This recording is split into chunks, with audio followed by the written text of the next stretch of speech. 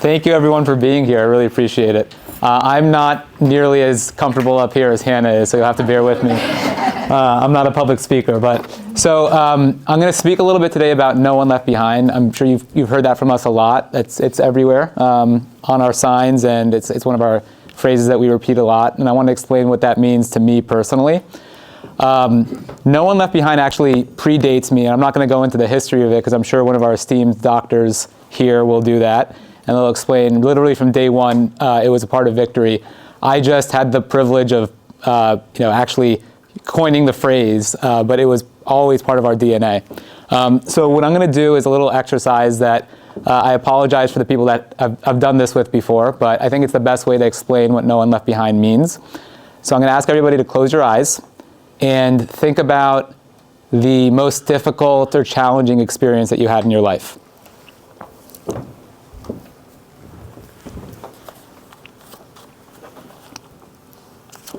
And so as you're thinking about that, think about what was the worst part of that experience. And then think about how you emerged from that experience.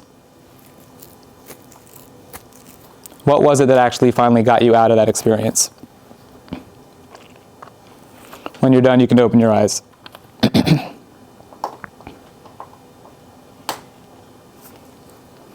So, in more intimate settings, I actually ask people if they want to share. I won't do that to any of you today.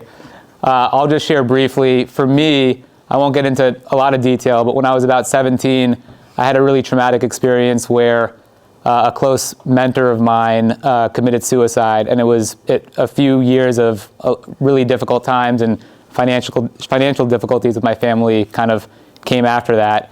And when I think back to the worst part of that experience, it wasn't the financial distress. It wasn't even the sadness of losing that person who was very close to me. It was the loneliness. And invariably, when I do this exercise and people share the things that they've gone through, the common denominator is always loneliness. And there's oftentimes associated with trauma, there's a shame that comes along with it. And there's a feeling that you're just not living in the same world as everybody else. You feel very isolated.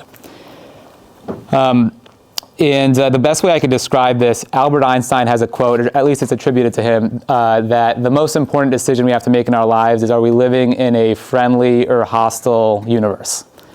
And I'm sure that we've all felt at different times that we're living in a hostile universe or a friendly universe, but certainly when you go through a traumatic experience, it almost feels like everything is foreign, everything is out to get you, and it's really hard to make connection. How and when I emerged from this this happened when I was about 17 or 18, and it really kind of stayed with me for several years. And when I was in business school, I was about 25.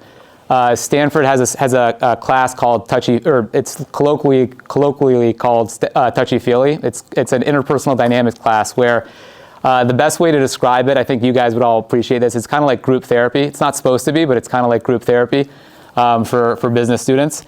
And it was actually the first setting where I shared publicly the experience that I had. And has anyone? I mean, I'm sure in this room a lot of people have heard of Dr. Paul Conti. Has anyone read his books or heard of him? So if you haven't, I definitely recommend looking him up and listening to his lectures and his podcasts and reading his book. He talks about he's a trauma healing expert, and he's a psychiatrist, and I think he's associated with certain universities. But he talks about healing from trauma, and he talks about specifically when you're recounting your trauma, the most therapeutic part of that is when you tell your story and you're expecting people to recoil from it because you have so much shame bound up in it, and that doesn't happen. And the opposite happens, and you actually create a connection with somebody. And that's what happened for me in that setting. And that really is the best way I can describe what No One Left Behind means. It's really about connection and community. We take for granted, the fact that group therapy is such an effective modality of treatment. it doesn't really make sense. We've all experienced it, so we know that group therapy is effective. But why would it make sense that if you take several people that are suffering from a certain mental health condition, you put them in a group, all of a sudden that has a therapeutic effect, right? That's not the case for any other disease or any other kind of mental health health condition, right? And I think the reason is obvious. It's not that you put people in that have the same condition. It's not that they're all the same in that they're suffering from substance use disorder, or they're suffering from anxiety or depression or marital strife. It's that they're suffering from the same core issue, which is loneliness. And when you put them in a group together, it creates that connection and allows for healing. So we do a lot of different, at Victory and in this group, there's so many different modalities that are represented. There's OCD treatment. We do substance use disorder treatment, medication-assisted treatment, psychiatric treatment, Spravato, all sorts of different, CBT, all sorts of different modalities of treatment. But in my opinion, those are all really ancillary to the core of what we do, which is creating connection and community.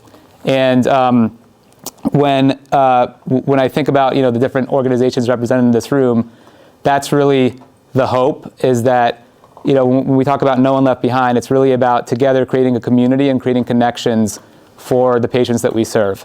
And so that's really, at the end of the day, that's what it's all about. That's why I'm in this business. I think it's probably why a lot of you are in this business. And that's really, when we say No One Left Behind, that's what we're talking about. So, thank you.